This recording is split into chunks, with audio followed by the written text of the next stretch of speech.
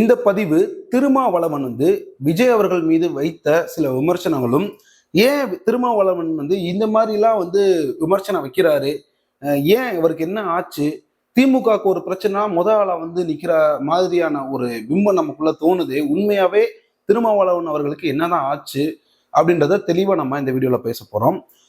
சில விஷயங்களை நம்ம பகிர்ந்துக்கணும்னு ஆசைப்படுறேன். நேற்று ஒரு காணொலி போட்டிருந்தோம். அந்த காணொலிக்கு நிறைய பேர் சப்போர்ட் பண்ணியிருந்தீங்க, நிறைய பேர் பாசிட்டிவாக சில விஷயங்களையும் சொல்லியிருந்தீங்க. ரொம்பவும் மகிழ்ச்சி. அது மட்டும் இல்லாமல் விஜய் அவர்கள் மீது கடந்த சில நாட்களாகவே, அது குறிப்பாக அந்த கரூர் சம்பவத்துக்கு அப்புறம் பார்த்தீங்கன்னா நிறைய அரசியல் தலைவர்கள் ஒரு அவருக்கு சப்போர்ட் பண்ணுற மாதிரி தான் சில விஷயங்கள் பேசிட்டு இருந்தாங்க.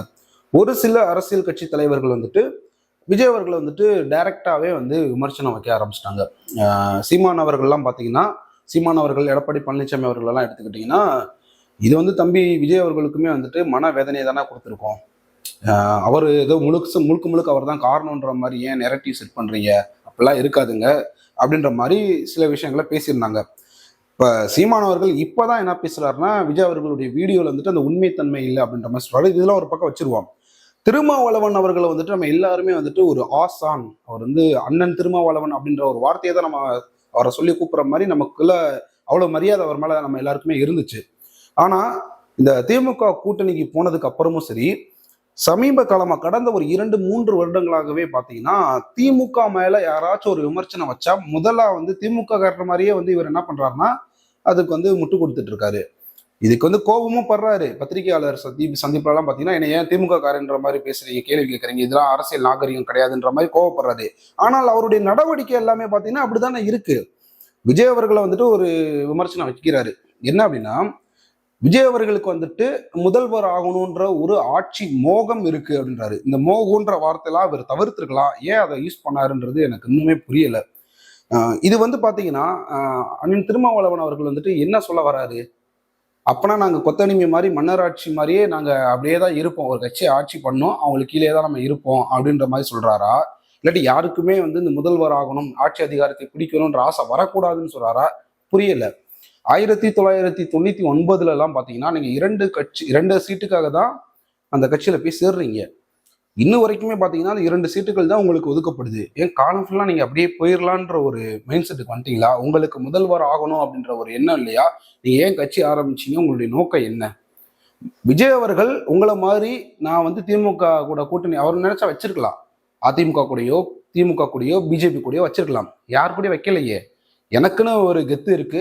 நான் மக்களை பார்ப்பேன், சந்திப்பேன், மக்கள் எனக்கு ஆதரவு தெரிவிப்பாங்க, ஆட்சி அதிகாரத்துல நான் உட்காருவேன், உட்கார்ந்து மக்களுக்கு நல்லது பண்ணுவேன் அப்படின்ற ஒரு நல்ல எண்ணத்தோட தான் அவர் அரசியலுக்கு வராரு. ஆனா நீங்க என்ன சொல்றீங்கன்னா, ஆட்சி அதிகாரத்தை பிடிக்க வேண்டும் என்ற மோகம் விஜய் அவர்களுக்கு இருந்துச்சு அப்படின்றீங்க. ஸோ இதெல்லாம் எந்த மாதிரியான விமர்சனம்னு எனக்கு சுத்தமாவே புரியலைங்க.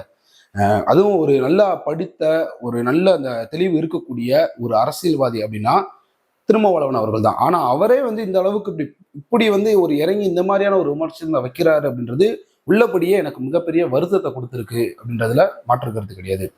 விஜய் அவர்கள் அப்படி என்னதாங்க தப்பு பண்ணாரு? என்ன பண்ணாரு? எலெக்ஷன், அது தேர்தல் அரசியல்ல நான் போட்டியிட போறேன், ஜெயிக்க போறேன், மக்களுக்கு நான் நல்லது செய்ய போறேன், இதை தவிர அவர் என்னங்க சொன்னாரு?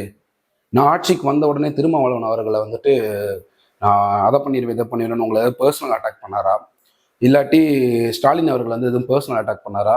மோடி அவர்களை பர்சனலாக எதுவும் அட்டாக் பண்ணாரா? யாருமே பர்சனல் தனித்துவமா ஒரு தனித்துவமா தெரியணும் அப்படின்றதுக்காக சில விமர்சனங்களை வேற மாதிரி வைக்கிறாரு. எப்படின்னா, திமுக மக்களை திராவிட மாடல் அப்படின்ற பேர்ல ஏமாத்திட்டு இருக்கு. அதே மாதிரி பாஜக நாங்க மக்களுக்கு நல்லதுதான் செய்வோம் அப்படின்ற ஒரு பிம்பத்தை உருவாக்கி மதவாதத்துக்கு பின்னாடி நின்றுக்கிட்டு அவங்க வேற மாதிரியான ஒரு தொனியில மக்களை ஏமாத்திக்கிட்டு இருக்காங்க. இந்த மாதிரி தானே விமர்சனம் வச்சாங்க. இதை தானே நீங்களும் வச்சிருக்கீங்க. திருமாவளவன் அவர்கள் திமுக விமர்சனம் பண்ணதே இல்லையா? நீங்க கேக்குறீங்க, திமுகவை விமர்சனம் பண்ணக்கூடிய விஜய் அவர்கள் RSS உடைய கைகூலி அப்படின்ற மாதிரி ஒரு விமர்சனத்தை வைக்கிறீங்க. இதே திருமாவளவன் அவர்கள் திமுக விமர்சனம் பண்ணும்போது அப்ப நீங்க RSS உடைய கைகூலியா இருந்தீங்களா அப்படின்ற கேள்வி எங்களுக்குள்ள வருமா வராதா? அது என்னங்க அரசியல்? திமுகவை எதிர்த்துட்டா RSS உடைய கைக்கூலியா? இது என்ன, எப்படி நரேட்டிவ் செட் பண்றீங்க? இந்த RSS இதுக்கெல்லாம் சம்பந்தமே கிடையாது. இந்த டிவிக்கும் RSS சம்பந்தமே கிடையாது. ஆனா நீங்க எப்படி நரேட்டிவை செட் பண்ணி மக்களை ஏமாத்தணும் அப்படின்னு நினைக்கிறீங்க அப்படின்றது உள்ளபடியே பெரிய வருத்தத்தை ஏற்படுத்துது. நீங்க உங்களுடைய அரசியல் சாணக்கியம் தான். நீங்க உங்களுடைய அரசியல் தந்திரத்தை இப்படிதான் நான் பாலிடிக்ஸ் பண்ணுவேன்னு சொல்லிட்டு நீங்க பண்றதுலாம் ஓகே, ஒரு அரசியலா பார்க்கும்போது ஓகே. ஆனா அது மக்களை ஏமாத்தி பண்ணிட்டு இருக்கீங்களே, மக்களை ரொம்ப ஏமாத்துற மாதிரி இல்லையா உங்களுக்கு? யோசிச்சு பாருங்க. ஒரு கேவலமான ஒரு விமர்சனம். அது ஒரு விஜய் அவர்கள் முதல்வர் ஆகணும், ஆட்சி அதிகாரத்தை பிடிக்கணுன்ற மோகம் அவருக்கு இப்பயே இருக்கு அப்படின்றது வந்து எப்படி ஒரு எண்ணம்? நீங்க எப்படி முடிவு பண்ணலாம்? ஒருத்தவன் இதை தான் யோசிக்கணும், இதை தான் யோசிக்க கூடாது அப்படின்னு சொல்லிட்டு நீங்க எப்படி முடிவு பண்ணலாம்? நீங்க வந்து பகுத்தறிவு பேசக்கூடிய ஒரு நபர், சாதிய தீண்டாமைகளுக்கு எதிராக வந்து நானும் குரல் கொடுப்பேன்னு சொல்லக்கூடிய ஒரு நபர், அதே மாதிரி பெண்களுக்காக பெண் பாதுகாப்புல நான் உறுதிப்படுத்தணும் அப்படின்னு சொல்லக்கூடிய ஒரு நபர், பகுத்தறிவை உயர்த்தி பேசக்கூடிய ஒரு நபர், தனி மனித சுதந்திரத்தை பத்தி தெளிவாக பேசக்கூடிய ஒரு நல்ல ஒரு மனிதர். இப்படி இருக்கக்கூடிய நீங்க பேசக்கூடிய வார்த்தைகள் எப்படி இருக்கு? விஜய் அவர்கள் அவர் என்னங்க கேட்டாரு? ஏன் இப்படி ஒரு விமர்சனத்தை வைக்கிறீங்க? உங்க மேல எவ்வளவு மரியாதை நாங்க வச்சிருந்தோம். ஸோ இதெல்லாம் வந்து பாத்தீங்கன்னா உள்ளபடியே எங்களுக்கு ரொம்ப பெரிய வருத்தத்தை ஏற்படுத்துது. தமிழக அரசியல்ல வந்துட்டு திருமாவளவன் அவர்களே இந்த மாதிரியான நிலைக்கு தள்ளப்பட்டிருக்காரு அப்படின்றப்ப வேற எந்த தலைவரையுமே நம்ம வந்துட்டு ஓகே இவங்க வந்து இவங்களாச்சும் கொஞ்சம் நல்லா பேசுவாங்க நம்ம எதிர்பார்க்க முடியாது அப்படின்றத என்னுடைய கருத்து. திருமாவளவன் பேசியது வந்து எனக்கு உள்ளபடியே மிகப்பெரிய ஒரு தவறாக தான் பேசியிருக்காரு. அவர் இந்த மோகம்ன்ற வார்த்தையெல்லாம் பயன்படுத்திருக்க கூடாது. அதெல்லாம் எவ்வளவு கொச்சையான வார்த்தை அப்படின்றதுலாம் அவர் புரிஞ்சு சொன்னாரா, இல்லாட்டி அவர் வந்து ஒரு யாரும் சொல்லி சொன்னாரா அப்படின்றது எனக்கு தெரியல.